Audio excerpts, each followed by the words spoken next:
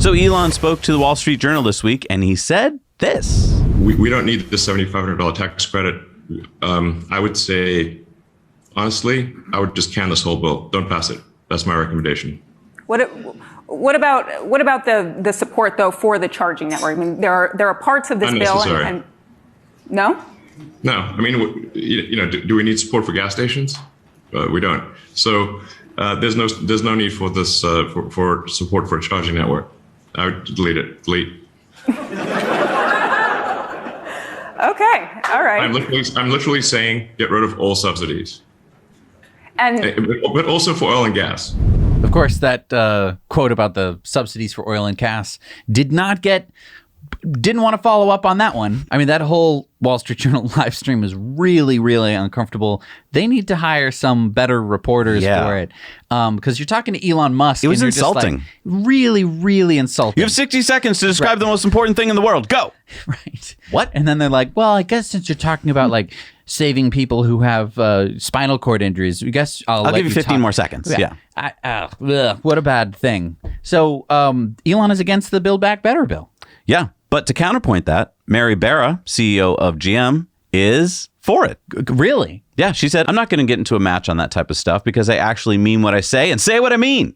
When I say something, I really mean it. And I'm an engineer, so I'm going to execute it. It's one thing if you're selling luxury vehicles to a slice of the public. It's another thing when you're providing EVs to someone who buys a $30,000 Equinox because that's the most that they can afford. It's their only vehicle. If they don't get to work, it impacts their livelihood. Do those individuals need that support to make the transition? I think it's reasonable if you're trying to accelerate something. We saw this early and we invested in it. What distinguishes us for an OEM of scale is we're first, full stop. When you're a company that's been around for a while, there's a different scale you're measured on in terms of do it versus say you're going to do it. So we'll just keep doing it. Okay. So first of all, I just want to nitpick just a couple things. So first off, it's their only vehicle, and if they can't get to work, then didn't their cars catch on fire and people's houses burned down? Well, here's my little nitpick.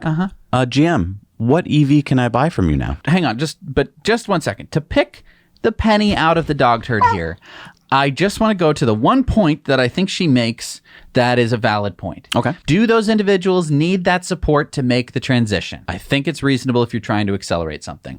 I can agree with Mary Bear on that point. It does make getting an EV more affordable because the government is paying for it. I get it, but I think this is Elon's point. Check out this tweet. He said, if temporary provisions in the Build Back Better Act become permanent, U.S. national debt will increase by 24%. There is a lot of accounting trickery in this bill that isn't being disclosed to the public. Nothing is more permanent than a temporary government program. Now, when he's complaining about the Build Back Better program, he's not necessarily just talking about the EV tax credit. The EV tax credit is not the $1.3 trillion of this bill. It is a tiny little sliver of what we're talking about with the Build Back Better program. Yeah, and can I rant for a second? United States Congress. Why do you shove everything in the kitchen sink into a bill and try and get it all rammed down our throat? Why not pull out every individual thing, tell the American public this is what we think, and then we can call you up and say, or right. And then you can vote on it. You know why? Because you want to stick all the crap in there that none of us have any idea about so that it'll get passed, and then we'll find out years later, oh, that was in the bill?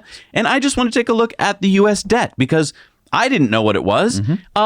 This is the U.S. debt, $28.4 trillion. That's an increase of over 92% in the past 10 years. And Elon said, this is scary. Something's got to give. So the U.S. Senate is now reportedly reconsidering the extra $4,500 union-made part of the federal tax credit because U.S. trade partners have been pushing back. I mean, Mexico and Canada are saying, hang on, that part of the bill could violate current trade agreements. So I don't know how you feel, but however you feel, contact your senators and let them know.